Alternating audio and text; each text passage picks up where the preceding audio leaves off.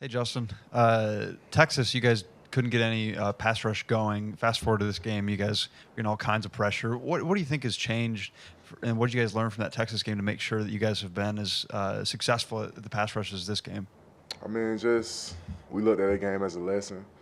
Um, Hopefully, no more lessons to be learned this season, but just taking away the positives. Each and every week, we was looking at just getting better. Becoming more dominant defense. Looking at every little thing, whether it be pass rush, stopping the run. Just trying to be better, and that's something that I feel like we showed on Saturday, and our goal is to continue to show that. Chris Bassel keeps on talking about his speed now with the two straight games with a find in the end zone. How sick of hearing about that are you? And then just how impressive is his speed for being a big guy? Well, I mean, it's a little bit different because he's not truly a big guy. He's an outside linebacker. But, now if it was somebody like Jaheim or me or TK that did that, I think that y'all guys be a lot more complimentary. But it's just impressive that, back-to-back weeks, he had made two incredible plays.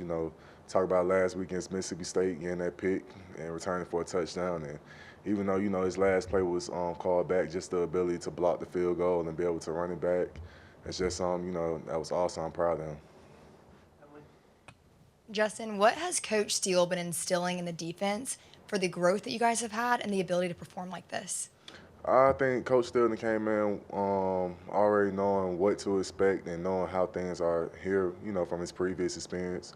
I think that, we have been receptive of everything that the coaches have been telling us, and I think it's just been great. And I feel like, when you see us on Saturday, you see all them things come together. You brought up Tim Keenan a little bit earlier. Just what kind of growth have you seen from him, and what kind of impact is he making on the defensive line? He's a great guy. The impact that he's making, he's a big guy that can stop the run. He's always going to have great energy, each and every day. I'm very proud to see how far he's come, for him to be able to, play significant snaps and be able to really help this team to be trusted upon. And, he done came a long way. I'm proud of him.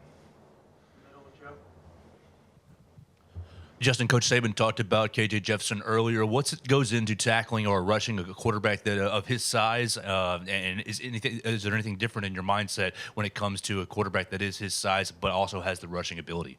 Well, I think it always come back to, not rushing past quarterback, having great gap integrity when rushing. And then on top of that, anytime, we may have a defensive plan as far as like, if they run read option, somebody has to run it back, the linebacker needs to have the quarterback, or, vice versa. If it's a situation where, it isn't a game plan, if they run a read option, defensive end has to sit and, let the quarterback make the decision if he gives the ball off. That's not your priority, but if he takes it, that's your priority. So just being on the same page, making sure everybody do a 111. And I feel like, we'll be successful if everybody does. It's just that. Wanted to ask you about Tim again. What has his emergence in the middle kind of allowed for you guys to do as a D line? Having somebody that can push the pocket, having somebody that can take on blocks, that can take on doubles and combos, somebody that has that grit and determination, just somebody that makes the D line, better because somebody can add to it. Somebody that has been, a tremendous bright spot in that room. Coach Saban just credited the pass rush as part of the reason why there's been more interceptions this year. Just how much of it is a tag team effort between y'all and the front seven, creating the pressure, and then the guys on the back end kind of getting the interceptions? Well, I feel like it goes hand in hand. If we can get the quarterback off his original off his original plan of where he wants to throw, and we can get him out of the pocket, we can create pressure. It makes it easier for the guys in the back end. The same way how when they cover great, we can get sacks off it. The quarterback having to hold the ball too long, making them have to be indecisive on what he want to do. So it go hand in hand. I feel like we playing great ball, and I feel like our best is still yet to come. With Malachi going out on Saturday in Texas, what did that do to your defense, and what does it say to Terrion can swing over and play that position? Well, I mean, that just shows you the mindset that we all we got, and next man up, and everybody needs to prepare the same way.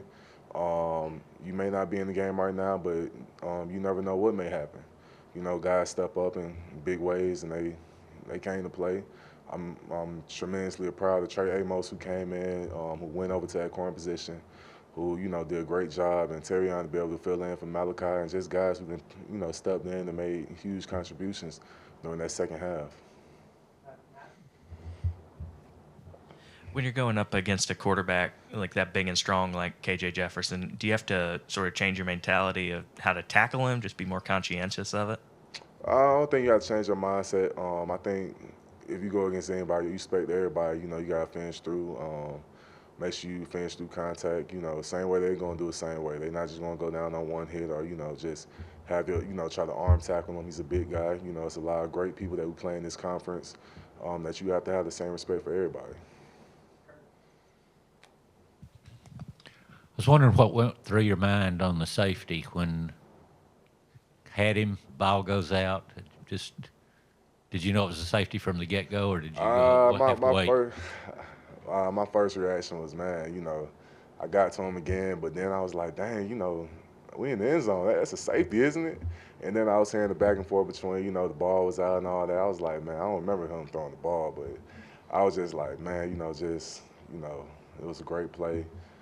Just a great moment, you know, just being in a great atmosphere, playing at Texas A&M. You know, last time we played there, it didn't end so well, but, you know, just to be able to come back and, you know, really show what this team is about. You know, come back in the second half. You know, going into halftime, being down, just to, you know, our motto around here is, you know, we're a four-quarter team. You know, that's the reason why every time the fourth quarter comes, we always throw up fours on our finger to indicate that, you know, teams may not last as long as us. You know, it's a 60-minute fight, and that's what we pride our team on.